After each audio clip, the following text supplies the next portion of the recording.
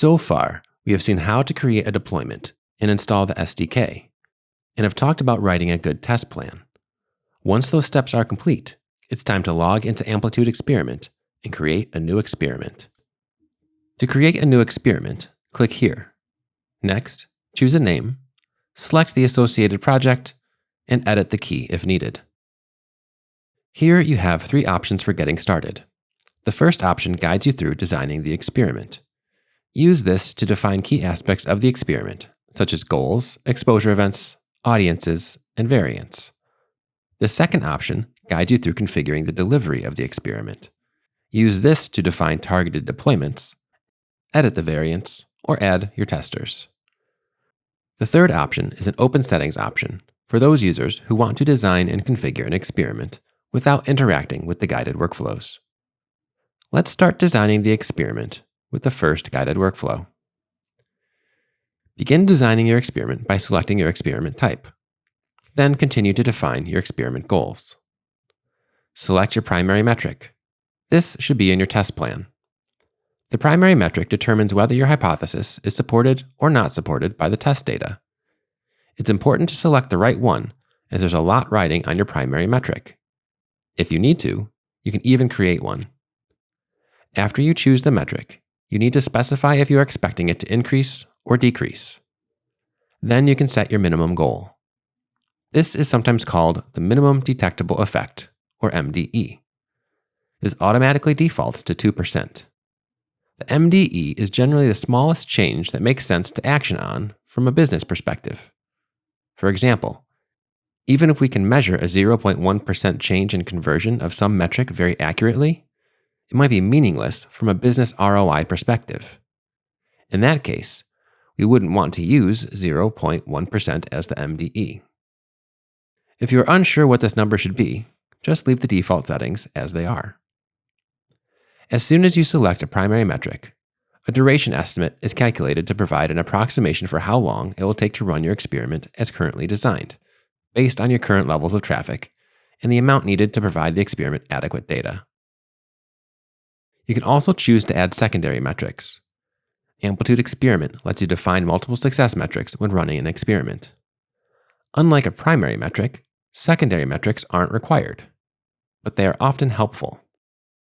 They can not only improve the quality of your analysis, but help evaluate whether it's even worthwhile to roll out your experiment at all. One secondary metric I want to add for this experiment is focused on completing bookings. Now we need to choose our exposure event. Remember, users that trigger the exposure event will be considered part of the experiment and either be part of the control group or the test group, per the allocation specified later. You can choose Amplitude Exposure or choose a custom exposure event.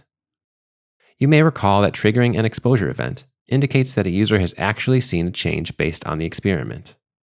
For our experiment, we will keep Amplitude Exposure selected.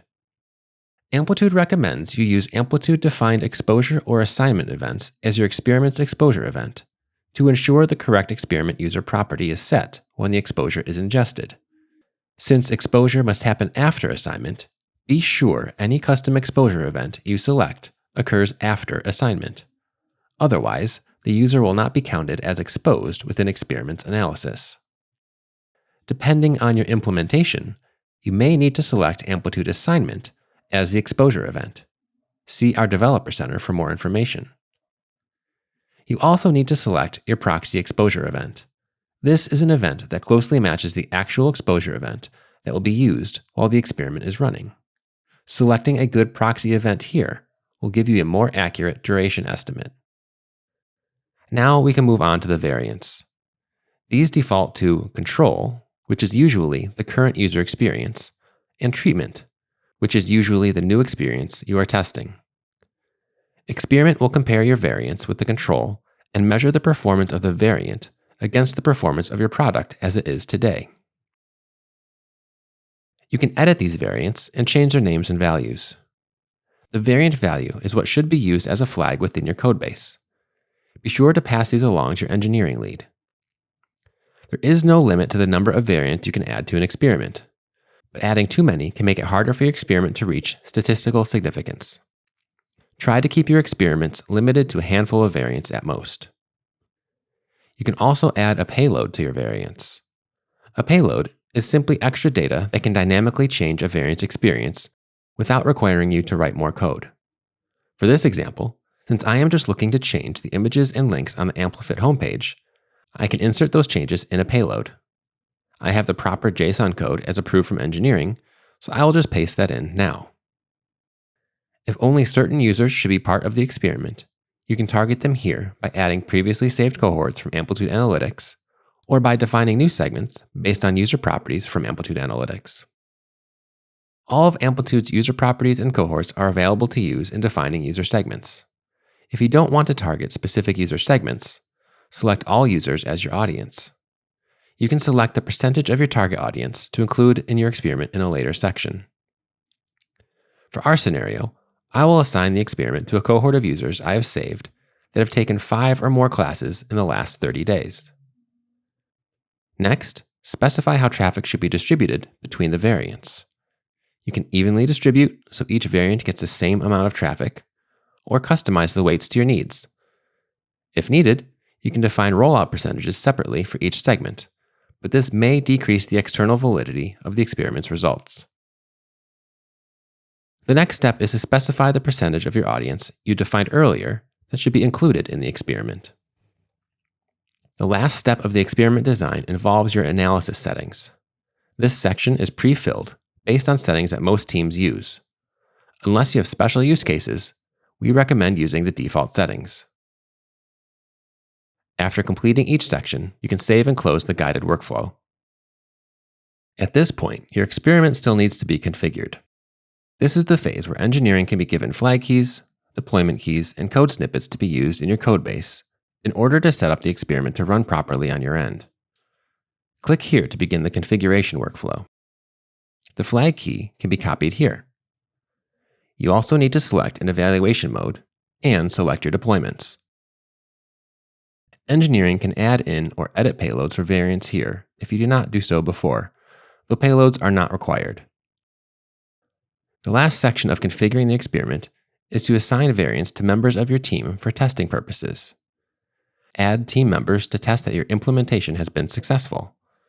Manually assign individual users to a specific variant based on their user ID or device ID. Then save your work. Lastly, now that the experiment has been designed and configured, you can generate code snippets here to pass along to engineering. Just specify the SDKs you'll be using and your deployment, and code samples for use in your codebase are automatically generated. Copy these and pass them along so engineering can create the different user experiences the experiment will include outside of payloads. Once you verify with your engineering lead that the variants in the codebase are ready, you can test your instrumentation.